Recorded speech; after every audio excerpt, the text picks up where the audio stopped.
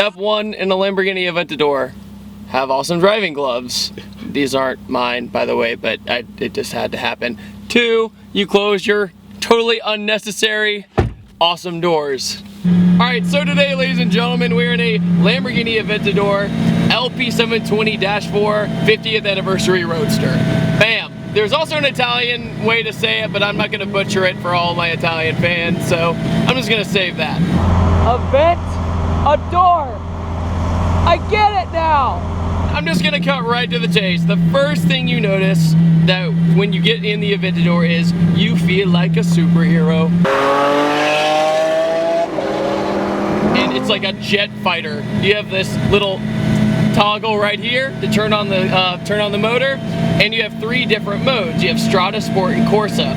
With Sport and Corsa though, it opens the valves up so you actually hear the car. Strada is very, very subtle. So when you turn on the car and people see it, say at a car meet or something, they're like, oh, that was it? Oh, okay.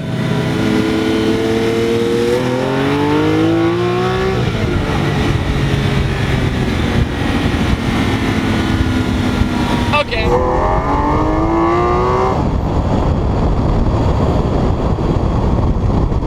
The Aventador actually has a sequential single clutch transmission, unlike the Huracan, which is dual clutch. What a lot of people don't realize about the Aventador, it's really wide.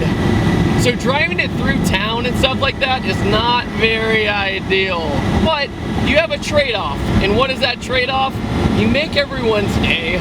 You really do. Yesterday, I drove it into the Pittsburgh Grand Prix, and I felt like people were opening their windows and sticking their head out just to see what was coming down the road.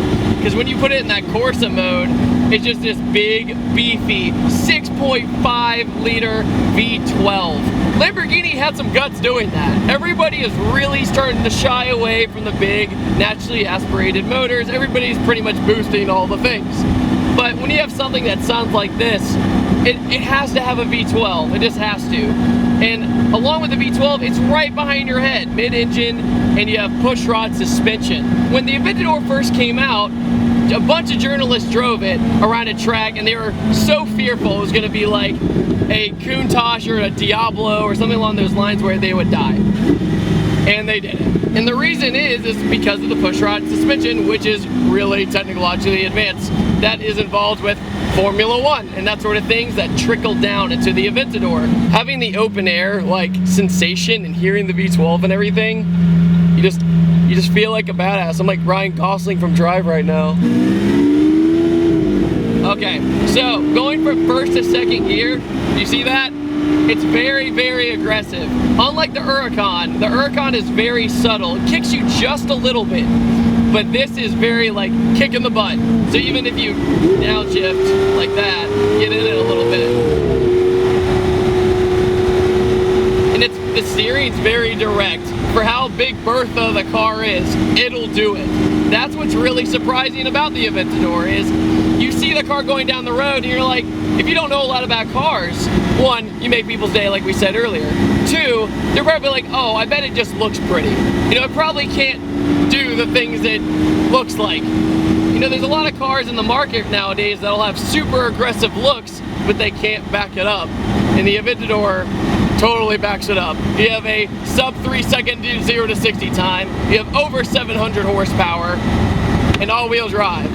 It doesn't get better than that. This is owned by my buddy, Dr. M3, and he was very kind enough to let me drive his supercars this weekend, including the Huracan.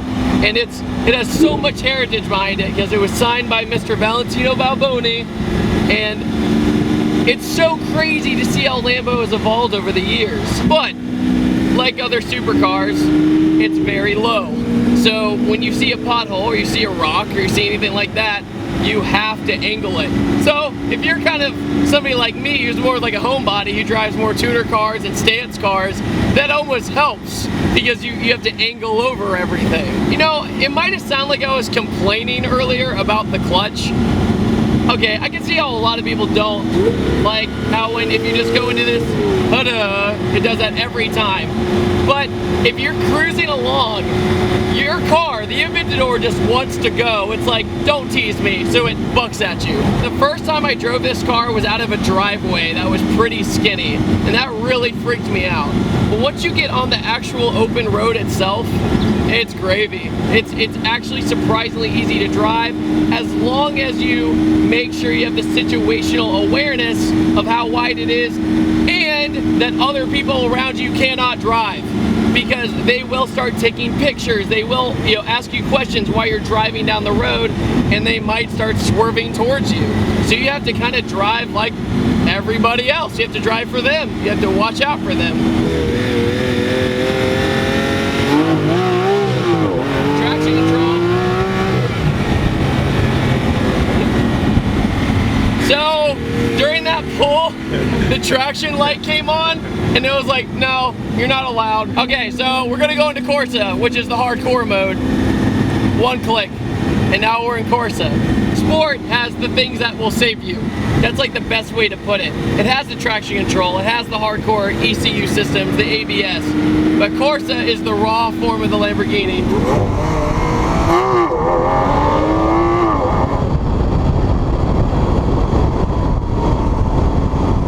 So I will mention one thing. It is a Roadster, which means though, you have great visibility when the roof is off. But when I drove it for a really short amount of time yesterday, and I wasn't used to it, it kind of intimidated me for that moment. The visibility's not good.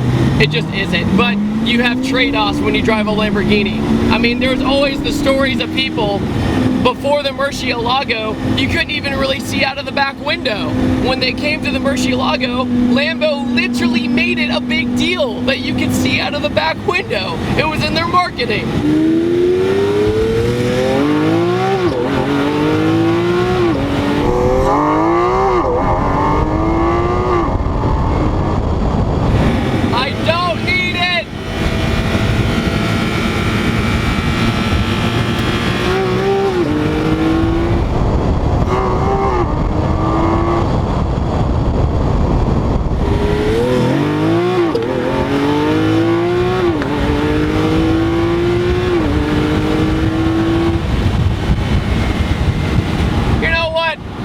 Therapy. That's what I needed.